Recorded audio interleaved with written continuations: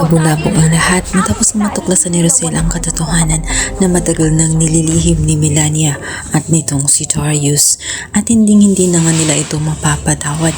Wala nang puwang si Darius sa pamamahay ni Rosel, lalong-lalo na at ginawaan lang si Darius noon nitong si Tyrone.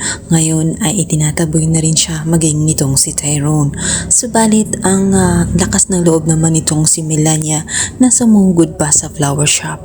Ayon sa kanya ay may laban pa siya at hindi siya basta-basta kawawain dahil may hawak umano siya na alas. Ang ipinagmamalaki niya ay ang kanyang anak na si Tali, kung saan simula sa umpisa pa lamang ay malayo na ang loob nitong si Tali. Galit na galit si Rosel matapos makita itong si Melania at ang lakas ng loob niyang magpakita pa sa naturang flower shop. Alam naman niya ang kanyang ginawa, ngunit ayon sa kanya ay may karapatan pa rin siya sa kabila ng lahat dahil ipaglalaban niya ang kanyang karapatan pagdating sa kanyang anak. Dapat umano malaman ng lahat dahil nga sa wala ng option itong si Melania, dahil sa galit din siya dito kay Tali sapagkat sinabi na nga at inilantad ang kanya. Kaya sa pagkakataong yon ay wala nang pakialam itong si Melania na malantad din ang tinatago-tagong lihim nga nitong si Tali. Wala siyang pakialam kung maghihirap muli itong si Tali, ngunit mabibigo si Melania matapos nga niya gambalain at gulatin ang mga ito na may karapatan siya sa kanyang anak dahil ang kanyang totoong anak ay si Tali. Agad niyang hinila ito, subalit kaalaman pa ng lahat ang katotohanan ay hindi papayag itong si Rosel.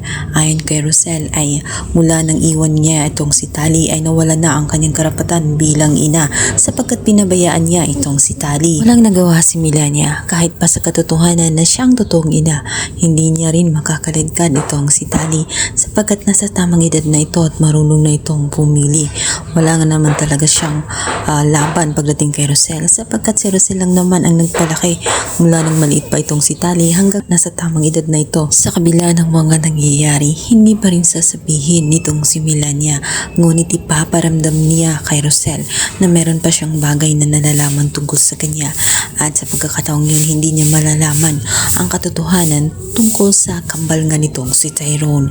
Kaya naman dito na nagsimulang magduda itong si Rosel kung ano pang lihim ang hindi niya nalalaman. Kaya naman upang makasigurado ay pinuntahan nga ni Rosel at ni Tyrone ang libingan nga ng kakambal niya para matiyak kung totoo nga ba ang mga haka-haka at ang malaman niya. Ngunit malalantad ang katotohanan na matagal na kung saan wala naman pala talagang libing sa loob ng libingan na iyon. Isang pagpapanggap lamang ang nangyayari, isang kasinungalingan na ngayon unti-unti nang malalaman nga nitong si Rosel.